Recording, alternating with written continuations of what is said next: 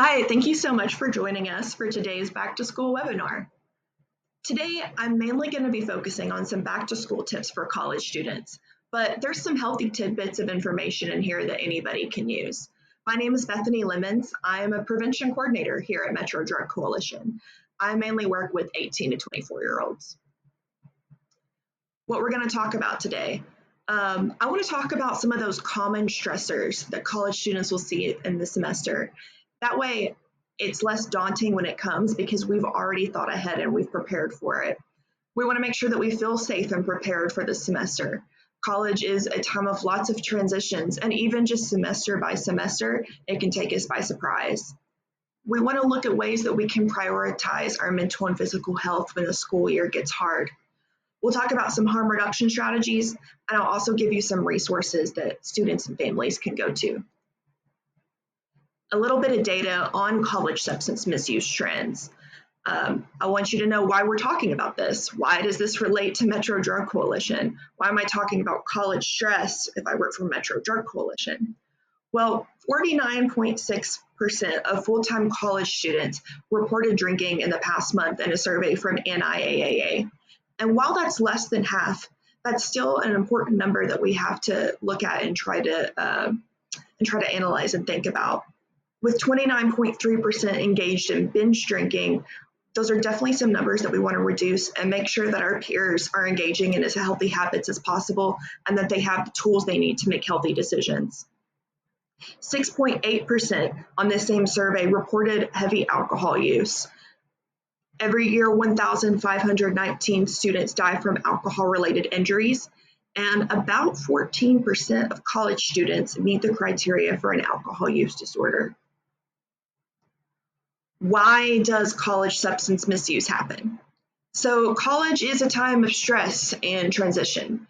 You are involved in all the extracurriculars, you have your job, you have your internship sometimes, you are trying to get your best grades possible, hold on to scholarships. And meanwhile, you're in a new place. You are living alone. You are trying to figure out how to make new friends, how to be a grown-up in the world. It's hard. There is a lot of new. And with a lot of new, also, you have natural curiosity that comes. You're in a season of new. And so experimentation feels natural. But a lot of times, experimentation can escalate really quickly. Sorry, I clicked the wrong button. Some pro tips for self-care in the new semester. So we talked a little bit about how, there's those stressors, there's all those changes. There's things that we can do to make ourselves healthier. One thing is to create a daily and nightly routine. So I sometimes am not a person who really likes schedules. I'm kind of a fly by the seat of my pants person, but I in college had to train myself not to be that way. And the reason is we say it all the time, but sleep is so important. Sleep is going to be a really big game changer in your mental health. And no matter how much we think the stimulants like caffeine can make up for the sleep that we've lost, that's just not how sleep works. And so creating a daily and nightly routine is important because otherwise we end up putting off homework till the last minute. We don't check in on our families and, things just pile up. And before we know it, okay, well, I'll only get 4 hours of sleep tonight, but I can catch up over the weekend. Does that phrase sound familiar at all? I also think it's important to join groups on campus. The biggest need that we have as humans is to be part of a community. And it's hard, but know that in college, everybody else there is doing the same thing. Everybody wants to find people. So get involved. Also, remember that it's normal to ask for help. Colleges have some amazing resources, and you're not alone. There's lots of people there who want to help you succeed. Set goals and build a sense of purpose. So if we create things if we create things for us to work towards, then we're going to feel better about ourselves when we accomplish them. I think about when you go to you think about people getting gains at the gym, right? That's like a real thing that we can incorporate into our daily life. We set goals, we prepare to learn new things, and that builds a sense of purpose and mastery in our life. We also want to practice coping skills. A lot of times people don't understand what I mean by that, or they think, oh, I don't need to practice. It feels like something that's natural. It feels like second nature, but it's not. Like any kind of skill, if you learn French, you have to practice French, right? It's the same thing with coping skills. We have to intentionally practice how to handle hard situations. There's breath work, there's meditation, there's all kinds of really great resources. And so the biggest thing is to use those and not to isolate. A lot of times when things get hard, we feel the pressure to isolate, to go inwards, but isolating is never a good idea. When is it time to ask for help? I really like this picture because that is how I felt in college. I felt like, I needed six hands. I was doing so much. If you are often feeling overwhelmed, anxious, or down, if you've lost energy in things you used to enjoy, if your sleep, appetite, or energy levels have changed, or if you're using substances to cope or escape stress, I want you to know that it's probably time to ask for help. It is always okay to ask for help. If you're waiting for the right time, you don't need to wait any longer.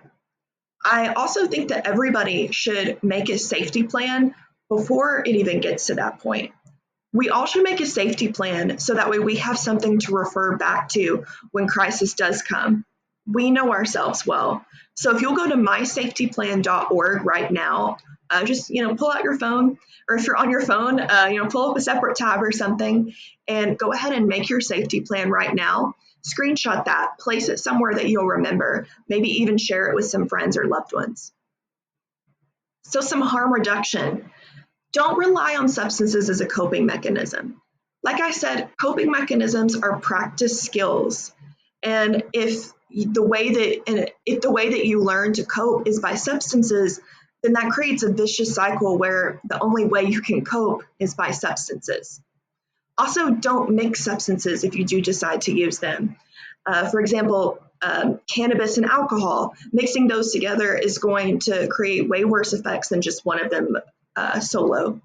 Don't drive after using substances. You want to stay with trusted friends.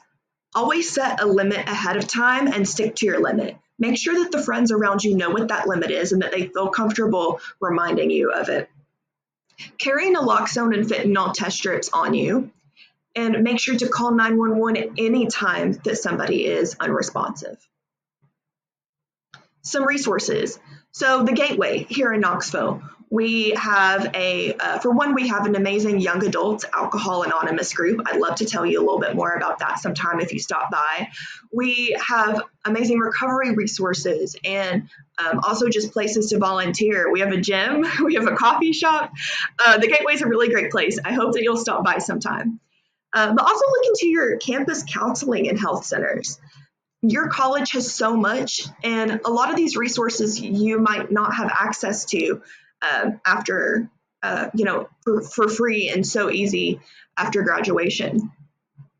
Collegiate recovery programs or student support groups. Look at some peer-led harm reduction and education groups. The National Harm Reduction Coalition. I really, really like this organization. You can just go on there and type in anything that you need harm reduction advice for, and they'll be able to help walk you through it. MDC also has lots of on-campus programs and community connections. I'll talk about that a little bit more on the next slide. Look into some national helplines like the 988 Suicide and Crisis Lifeline or SAMHSA's Treatment Locator. Please know that the 988 Suicide and Crisis Lifeline, you can call or text that anytime. It's 24/7. It's anonymous. If you're stressed and you're in class, just under your desk on your cell phone even, it doesn't have to be a suicidal crisis, but any mental health crisis. Also, I want you to know about McNabb's Crisis Stabilization Unit, which is something that we're really lucky to have here in Knoxville. It's a place that we can go and we can get evaluations and be safe and stabilized for the night and then get referred to whatever's next. What does MDC do at and for colleges? We can speak to student groups. We bring free trainings. We distribute test strips and naloxone. I love advising policies and procedures, answering questions. Basically, we're here to bring the support that you need. If you see support that you need on your campus or for you individually, please contact me. I'm Bethany Lemons. This is my direct line at Metro Drug Coalition. I want to make sure that you have a healthy, safe, and fun semester.